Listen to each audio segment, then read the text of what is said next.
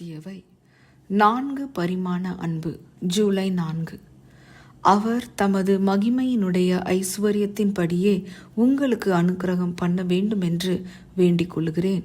எபேசியர் 3:19. வாலிபன் ஒருவன் தன் பெற்றோர்கள் விதித்த கட்டுப்பாடுகளுக்கு கீழ்ப்படிய மறுத்து வீட்டை விட்டு வெளியேறினான். அதிகமாக வைத்திருந்த பணத்தை வைத்து சுகபோக வாழ்க்கை நடத்தினான். பொழுதுபோக்குவதில் நண்பர்களோடு சுற்றித் திரிந்து தன்னை பெற்ற பெற்றோரையும் பாதுகாத்து வழிநடத்தும் ஆண்டவரையும் மறந்து வாழ்ந்து வந்தான். வருடங்கள் செல்ல செல்ல தனிமை உணர்ச்சி அவனை வாட்டி வதைத்தது. எல்லாம் இருந்தும் வீட்டில் தன்னுடன் பேசுவதற்கும் அன்பு செலுத்துவதற்கும் யாரும் இல்லாத ஒரு வகையான வெறுமை எண்ணம் அவனை ஆட்கொண்டது. வீட்டை விட்டு பிரிந்திருந்த நாட்களில் தகப்பனார் காலமாகிவிட்டார். வீட்டில் தன் ஒரே சகோதரியோடு வாழ்ந்து கொண்டிருந்த தன் தாயை நினைத்து பார்த்தான். தாயின் அன்பிற்கு ஏங்கினவனாய் தாய்க்கு கடிதம் ஒன்றை எழுதி தன் வீட்டிற்கு திரும்பி வருவதற்கு ஆவலுடன் இருப்பதாக எழுதினான்.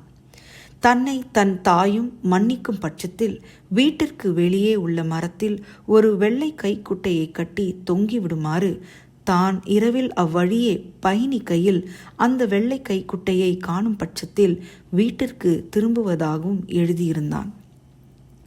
உடனே அந்த தாய் மிகவும் மகிழ்வுற்று ஒரு கைக்குட்டையை கட்டினாள்.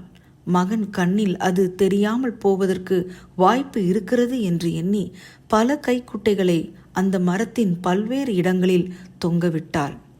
தாயின் அன்பு வீடு திரும்பும் மகனுக்கு மிகுந்த மன மகிழ்ச்சியை ஏற்படுத்தியது. நம் கர்த்தரின் அன்பு தாயின் அன்பை விட மேலானது. இந்த உலகத்தில் 4 பரிமாணங்களை கொண்ட ஒரே ஒருவர் ஆண்டவராகிய இயேசு கிறிஸ்து. அவருடைய அன்பிற்கு அகலம், நீளம், ஆழம், உயரம் என்று 4 பரிமாணங்கள் உள்ளதாக அப்போஸ்தலனாகிய பவுல் கூறுகிறார். அன்பின் நீளம் என்பது அது நித்தியத்தை கடந்து நித்தியம் பயணிக்கக்கூடியதாய் இருக்கிறது. அன்பின் அகலம் என்பது அது சகல ஜாதியாருக்கும் தேசத்தாருக்கும் சென்றடைகிறது. அன்பின் ஆழம் என்பது அது உளையான சேற்றில் சிக்கி இருப்பவர்களையும் சந்தித்து மீட்டெடுக்கிறது. அன்பின் உயரம் என்பது மீட்கப்பட்ட ஜனங்களை பரலோகத்தில் தம்முடைய சிங்காசனத்திற்கு அருகில் அமர செய்வதாகும். இந்த 4 பரிமாண அன்பிற்கு நம் அனைவரையும் பாத்திரவான்களாக மாற்றுவதற்காக கர்த்தராகிய தேவன் தன் வான சிங்காசனத்தை விட்டு இறங்கி இந்த பூமிக்கு வந்தார். அன்பை தந்த இயேசுவுக்காக காத்திருப்போம். தேவ ஆசீர்வாதம் பெறுவோம்.